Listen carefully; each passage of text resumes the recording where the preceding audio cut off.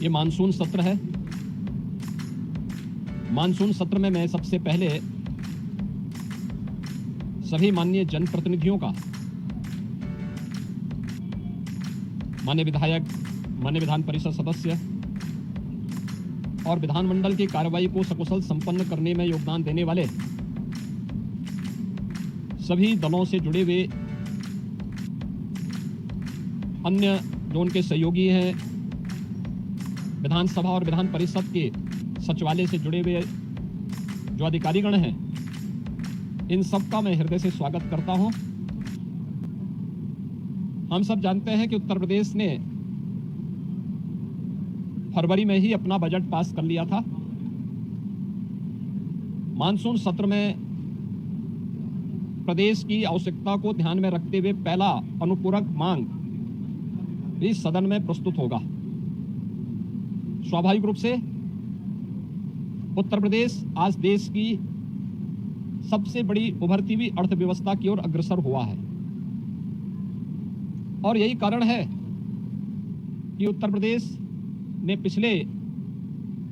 7 वर्ष में प्रधानमंत्री मोदी जी के मार्गदर्शन में, उनके यशस्वी नेतृत्व में जिन ऊंचाइयों को प्राप्त किया है वे अभूतपूर्व हैं, अविस्मरणीय हैं, अनुकरणीय हैं। सदन की कार्रवाई सुचारू रूप से चले और उत्तर प्रदेश के इस विकास में सभी माननीय सदस्यों का, वे सत्ता पक्ष हों या विपक्ष हों, सभी का योगदान मिल सके, इसके लिए मैं सभी माननीय जनप्रतिनिधियों का आह्वान करूंगा और खासतौर पर विपक्षी सदस्यों से मैं कहूंगा कि वे जिन भी उन रचनात्मक मुद्दों को लेकर के सदन का ध्यान आकर्षित करना चाहेंगे, प्रदेश के विकास से जुड़ी हुई, प्रदेश की जनता जनार्दन से जुड़ी हुई हर समस्या का समाधान करने के लिए सरकार पूरी प्रतिबद्ध है। सदन का मंच उस चर्चा का, परिचर्चा का विषय बने,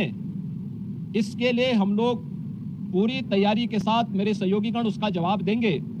सरकार इसका जवाब देने के लिए पूरी तत्परता के साथ वहां पर उपस्थित रहेगी। सदन की कार्रवाई सुचारू रूप से चल सके, विधायी कार्य सकुशल संपन्न हो सके, इसके लिए माननीय सदन से जो भी माननीय सदस्यगण हैं, उन सब से मैं अपील करूंगा कि वे सभी अपना सकारात्मक योगदान मानसून सत्र के सुचारू संपन्न करने में अपना योगदान देंगे। इसके लिए आज से प्रारंभ हो रहे मानसून सत्र में मेरी सभी माननीय सदस्यों से अपील होगी। मैं एक बार फिर से मानसून सत्र के प्रारंभ होने के अवसर पर सभी अपने माननीय सदस्यों का, जो इस सदन के कार्यक्रम में भाग लेने के लिए आए हैं, वैसे भी यह देवादिदेव महादेव का पावन मास सावन मास है और सावन मास में बड़े पैमाने पर हमारे जो शिव भक्त हैं, वे सभी शिव भक्त इस पूरे मास में इस कार्यक्रम के साथ जुड़े हुए हैं। तो सावन मास में एक तरफ शिव भक्तों की कांवड़ यात्रा और दूसरी तरफ जनता जनार्दन की सेवा के लिए निरंतर प्रयत्नशील हमारे जनप्रतिनिधिगण, उनसे जुड़े हुए मुद्दों को लेकर के, प्रदेश के विकास से जुड़े हुए मुद्दों को लेकर, प्रदेश के जुड़ी हुई किसी समस्या को लेकर के सदन के मंच पर जो भी, पटल पर जो भी बातें उनके द्वारा रखी जाएंगी, उन मुद्दों पर एक सकारात्मक बहस के लिए सरकार पूरी तैयारी के साथ है। और मुझे पूरा विश्वास है कि मानसून सत्र को यहाँ पर प्रदेश के विकास, जन कल्याण से जुड़े हुए अनुपूरक मांगों को एक सार्थक चर्चा का विषय बना करके हम उसे व्यवस्थित रूप से आगे बढ़ाने में अपना योगदान देंगे। आज के इस अवसर पर एक बार फिर से मानसून सत्र के प्रारंभ में सभी माननीय सदस्यों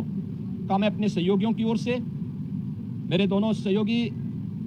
उप मुख्यमंत्री जो श्री केशव प्रसाद मौर्य जी, श्री ब्रजेश पाठक जी, संसदीय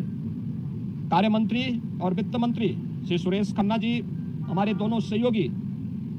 जो संसदीय कार्य राज्य मंत्री के रूप में अपना दायित्व निर्वहन कर रहे हैं, श्री मयंकेश्वर शरण सिंह जी, श्री जसवंत सैनी जी, इन सब की ओर से मैं सभी माननीय सदस्यों का एक बार फिर से स्वागत करता हूं और मानसून सत्र को सुचारू रूप से चलाने के लिए उन सबके सहयोग की अपेक्षा और आकांक्षा रखता हूं। धन्यवाद। जय हिंद।